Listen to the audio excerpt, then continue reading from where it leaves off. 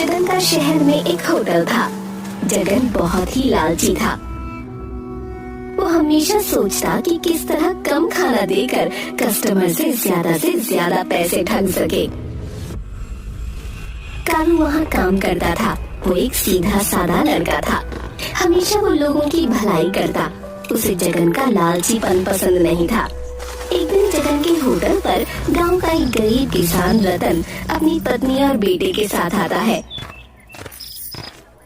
देखो कालू, ये लोग देहाती भोले वाले लगते हैं। इन्हें पहले पेट भर खाना खिलाओ, उसके बाद बिल दोगुना बना कर देना। मालिक, ये ठीक बात नहीं। इससे हमें और कम पैसे लेने चाहिए। कितने गरीब दिख रहे हैं। गरीब है तो हम क्या करें? मैंने कोई धर्मशाला थोड़ी ही खोल रखा है। बाजार में इन्हीं लोगों से पैसे कमाने के लिए ही तो हम बैठे हैं। ऐसा करो, तुम उन्हें मेरे पास भेज दो। हाँ साहब, क्या खाएंगे? हम तो गांव के गरीब किसान हैं भाई। हम लोग तो रोटी सब्जी और दाल भात से ज्यादा कुछ मालूम ही नहीं है।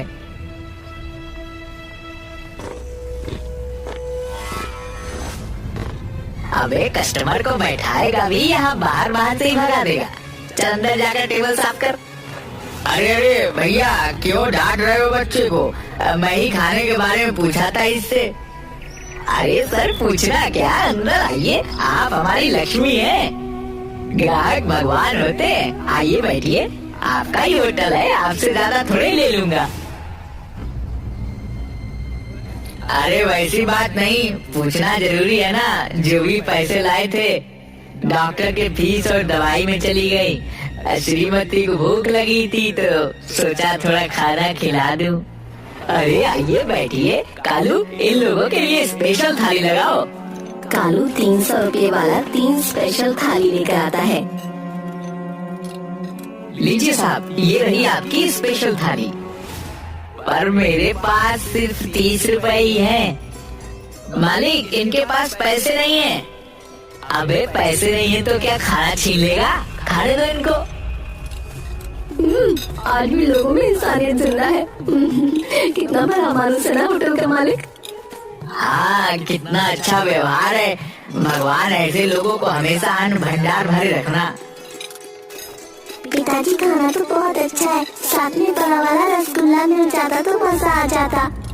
चुपचाप खाना खा। पैसे है नहीं, वो तो भला हो इस दुकान के मालिक का जो हमें इतना अच्छा खाना खिलाया। अरे भाई साहब, बच्चा है, उसे खाने का मन है रसगुल्ला तो खाने दीजिए। ए कालू, 2 रसगुल्ले इन सभी लोग को दो। अरे भाई साहब, इतनी खातिरदारी ठीक नहीं। वैसे शानदार खाना खिलाने के लिए धन्यवाद। कालू, ये लो, साहब को खाना का बिल दे दो। कालू जाकर रतन को बिल देता है। बिल 1050 रुपए का होता है। पिताजी, हमारे पास तो सिर्फ 30 ही रुपए है। शेष पैसे कहाँ से आएंगे? इन्होंने तो कहा था कि पैसे की कोई चिंता नहीं, अपना होटल समझकर खाइए। हाँ, मैंने तो बोला भी था इन्हें कि हमारे पास सिर्फ 30 रुपए बचे हैं और इतना महंगा खाना। अरे 30 रुपए थाली खाना मिलता है। यहाँ तो सब्जी, तड़का, सलाद, पानी सबके अलग अलग चार्ज है। क्या हुआ भाई साहब, क्या समस्या है? देखिए भाई साहब, मैंने तो पहले ही बोल दिया था आपको कि हमारे पास सिर्फ 30 रुपए हैं। पूछिए कालू से।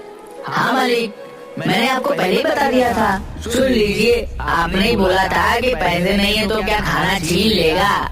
अरे वो तो शिष्टाचार में बोल दिया था। इसका मतलब ये थोड़ा ही है कि मुफ्त में सभी को खाना खिलाता रहूं, हैं? तो उसी समय बोल देते कि मैं सेवा नहीं दे पाऊंगा, पर इतना महंगा खाना मेरे यहाँ 30 रुपए में चावल, दाल, भुजिया, सब्जी, पापड़, अचार, ऊपर मूली, खीरा और प्याज का सलाद भी। भाई मेरे यहाँ तो यही रेट है। भले तुम्हारे गांव में फ्री में ही खिला देते हो। अब करना क्या है ये बताइए। हमारे पास तो पैसे हैं नहीं। ठीक है, तो आप कुछ सामान यहाँ रख दो, जिस दिन पैसा दे जाओगे उस दिन मैं आपको लौटा दूंगा। लेकिन मेरे पास तो ऐसा कुछ नहीं है जिसे मैं आपके पास गिरवी रख सकूं, है ना? वो जो भाभी जी के गले में मंगलसूत्र है। नहीं, मैं ये मंगलसूत्र नहीं दूंगी। ये मेरे सुहाग की निशानी है, इसे मैं कभी अपने से अलग नहीं कर सकती। जिस दिन से इन्होंने इसे गले में डाला है उस दिन से मेरे गले में ही है, कभी मैंने इसको अलग नहीं किया। मालिक, ये अच्छी बात नहीं। मंगलसूत्र किसी औरत का सुहाग होता है। आप मेरी पगार में से पैसे काट लीजिएगा। अच्छा, बहुत आया अपने पगार में से कटवाने वाला। 5,000 पगार ही है, उसमें से 2,000 तुम एडवांस ले चुके हो। अगर ये पैसे काट लिए तो अपने बाप को क्या भेजोगे?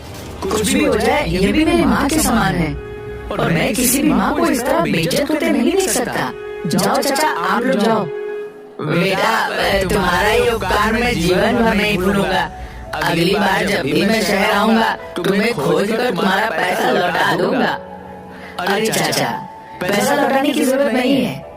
यह भी मेरी माँ के समान है। मेरी माँ बचपन में ही गुजर गई थी। माँ का दर्द क्या होता है ये मुझसे अच्छा किसे पता होगा। तुम जियो मेरे बेटे, जरूर तुम्हारी माँ संस्कारों वाली रही होगी। रतन अपने परिवार के साथ वहाँ से चला जाता है। रतन के जाने के बाद जगन कालू को बहुत खरी खोटी सुनाता है।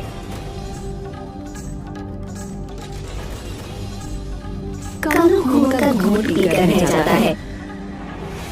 एक दिन सुबह सुबह एक तपस्वी देवराज जगन की दुकान पर आते हैं। निरंजन, बच्चा कुछ खाने को मिलेगा? बहुत दूर से आया हूँ। प्रणाम महाराज, आइए, आपको शुद्ध शाकाहारी खाना खिलाऊंगा। जी ले आओ मालक, लेकिन साधु के पास देने के लिए आशीर्वाद के सिवा कुछ नहीं है। आप जैसे सिद्ध पुरुष के आशीर्वाद के सामने पैसों का क्या मोल। आइए बैठिए महाराज, मैं अभी खाना लेकर आया। तभी जगन वहाँ आता है। साधु को बैठा देख कालू से पूछता है,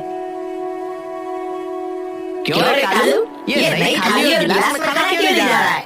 पुरानी प्लेटें सभी टूट गई है क्या? मालिक, ये कोई सिद्ध पुरुष जान पड़ते हैं, बहुत दूर हिमालय से आए हैं। इनके पास पैसे भी नहीं है।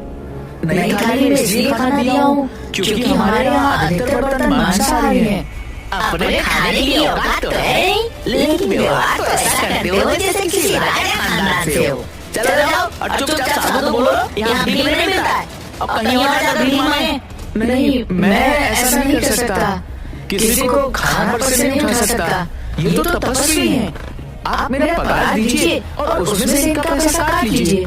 मैं आप जैसे मालिक के यहाँ काम भी नहीं करना चाहता।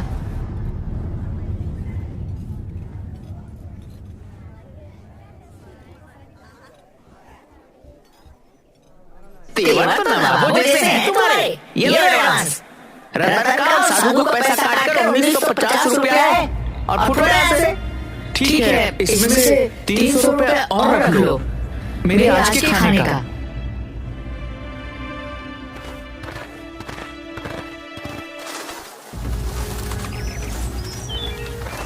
कालू वहाँ से निकलकर एक बरगद के पेड़ के पास बैठा सोच रहा होता है कि अब आगे क्या करना है।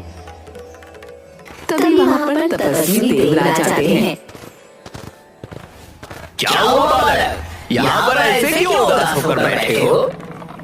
कुछ नहीं महाराज, इस दुनिया में लोग पैसों के पीछे इतना क्यों भागते हैं जो मानवता को भी भूल जाते हैं। यही दुनिया है मेरे बच्चे। संसार के इस मोह माया से ऊपर उठना सबके बस की बात नहीं।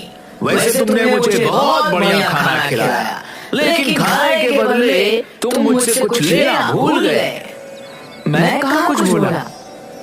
तुम्हें याद है खाना खाने से पहले मैंने तुझे बोला था कि मेरे पास देने के लिए पैसे नहीं है, लेकिन आशीर्वाद जरूर है। बताओ बालक, तुम्हारी क्या इच्छा है? महाराज, मेरी इच्छा है कि लोगों को मैं मुफ्त में खाना खिला सकूं, लेकिन मैं नहीं चाहूंगा कि लोग मुफ्त में खाना खाकर मुफ्तखोर बन जाएं। इसलिए मैं चाहता हूं कि कम से कम पैसों में मैं लोगों को खाना खिला सकूं। तुम तो होटल में काम कर चुके हो, अपने अनुभव के आधार पर ये बताओ कि एक आदमी का भरपेट अच्छा खाना खिलाने में कितने रुपए का खर्च आएगा?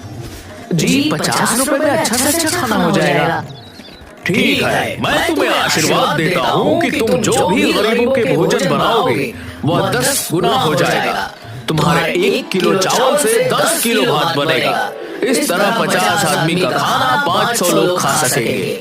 वाह, यानी 50 रुपए वाली थाली मात्र 5 रुपए में पड़ेगी।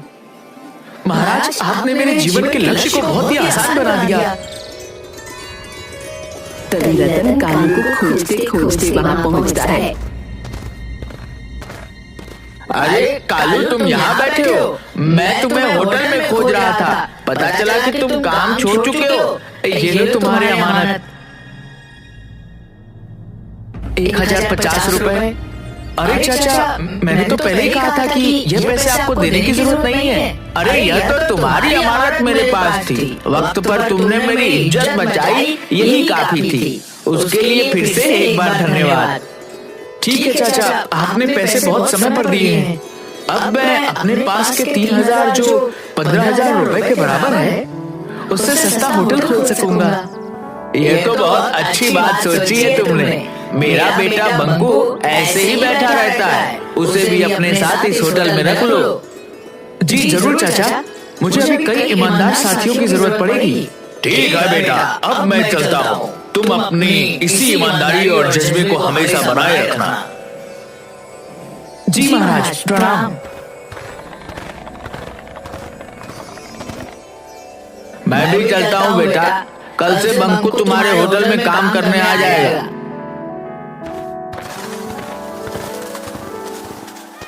कालू पैसों से जगन के होटल के बगल में 5 रुपए की थाली का होटल खोल देता है।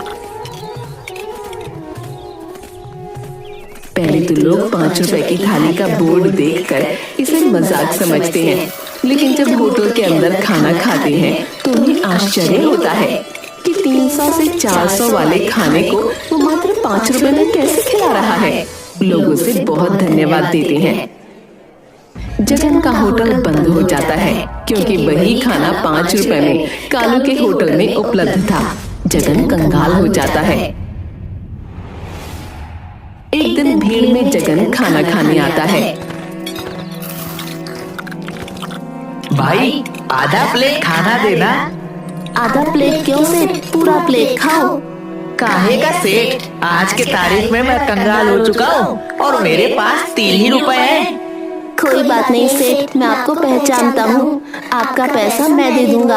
आप महीनों यहाँ आकर खा सकते हो। धन्यवाद मेरे बच्चे, पर मैंने तुम्हें पहचाना नहीं। सेठ, मैं वही हूँ जो कुछ दिन पहले आपके यहाँ खाना खाने आया था और आपने मेरी माँ को पैसे के बदले मंगलसूत्र गिरवी रखने को कहा था। मुझे माफ कर दो बेटे, मैं अंधा था। मेरी आंखें तो आज खुली हैं। भूखे लोगों के लिए 5 रुपए पे थाली उपलब्ध करवाकर सचमुच तुम लोगों ने बेसहारों को एक सहारा दिया है। उनकी दुआएं सदा तुम्हारे साथ रहेंगी। अरे मालिक, आप यहाँ? मत कह मुझे मालिक, ये भी एक गाली जैसा लगता है। 5 रुपए की थाली वाली इस होटल में जो सुकून है वह बड़े बड़े होटलों में नहीं मिलेगी। तो ठीक है, कल से आप भी आइए और मैनेजर की कुर्सी संभालिए। कालू, तुम्हारा ये एहसान मैं जिंदगी भर नहीं भूलूंगा। मेरे बच्चे घर में भूखे हैं। तुमने मुझे काम देकर मुझे ही नहीं, मेरे परिवार को भीख मांगने से बचा लिया।